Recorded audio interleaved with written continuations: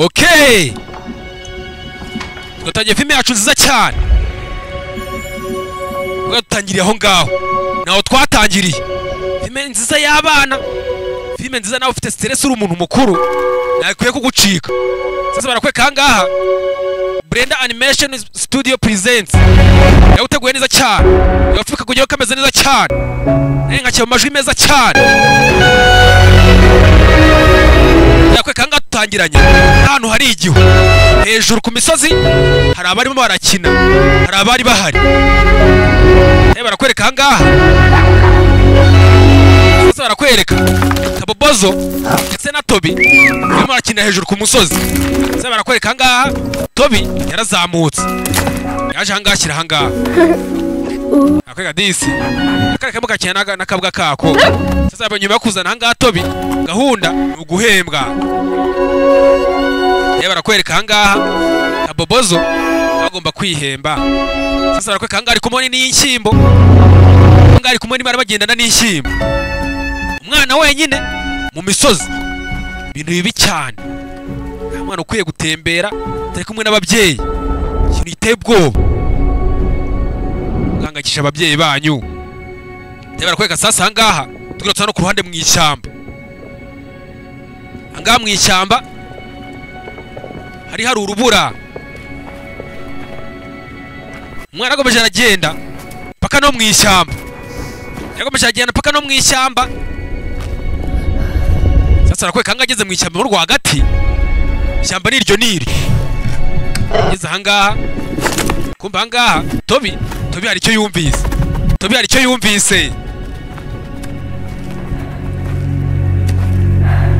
Arakweka yigiye imbere, sasa ageze ahangaha Toby uko amoka ahangaha hari ikimo kiraka. Umwana ageze hano imbere, ageze ahangaha abanza yitegereza inshyimbo yiwe, arabanza arayireba, arabanza amira umwuka, arabanza amira kuka. Asanze arishyushya ahangaha, reka nze nkwereke. Yakubise ikintu ahangaha kirirangira ishyamba ryose. Ishyamba mu kwirangira, ishyamba si iryeru. Sasa arakweka ahangaha hari ibyo yakanguye, nuko cyazamutse. Sasa arakweka ahangaha udukanguye ninde. Sasa arakweka ahangaha icyo yakanguye cyaramanutse.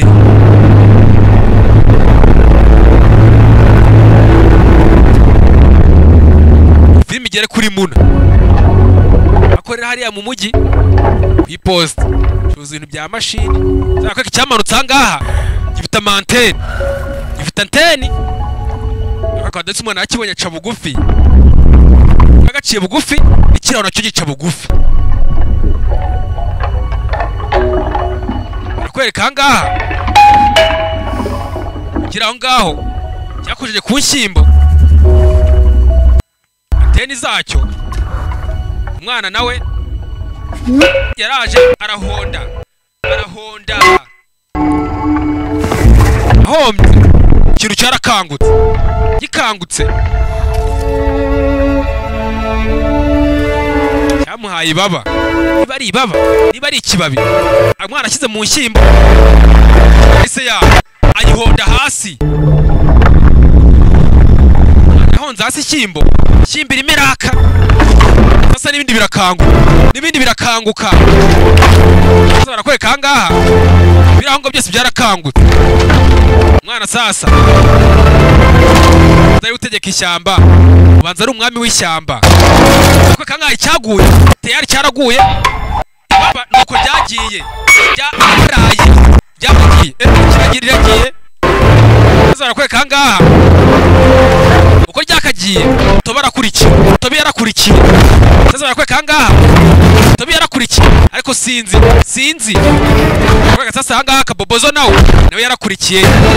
Barakwereka ahangaha ahantu riba barimo rirajya, ibitima biragenda birikurikira. Ahangaha Toby bigeze ku muhenebero, yari umwana Toby yaratabaye.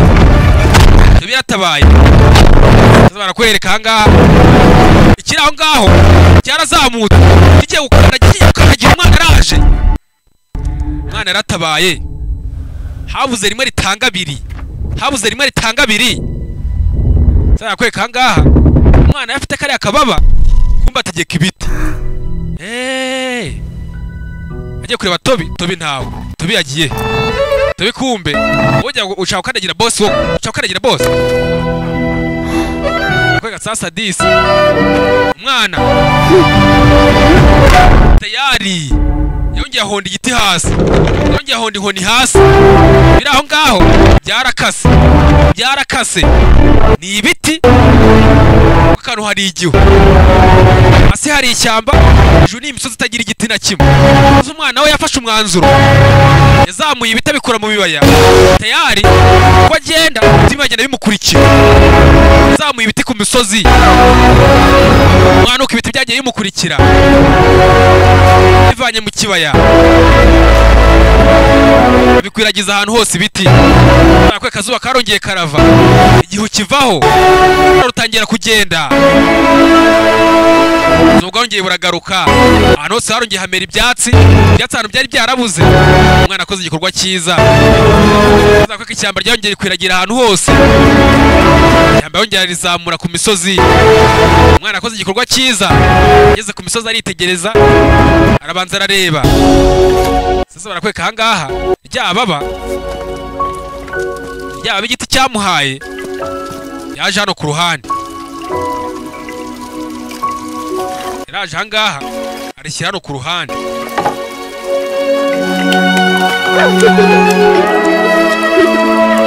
akwe ibyishimo byongeye birabasaga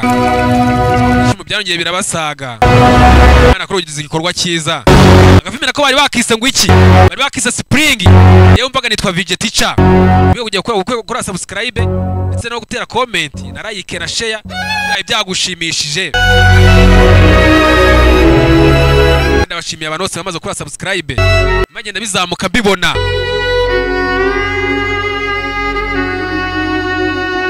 rero gukomeza nkabata mutundi tuntu twiza nk'utu ngutu ndetse n'utundi tuntu twishi turenze ubu ngiye utanagera aga season munyitege umuntu agategura neza cyane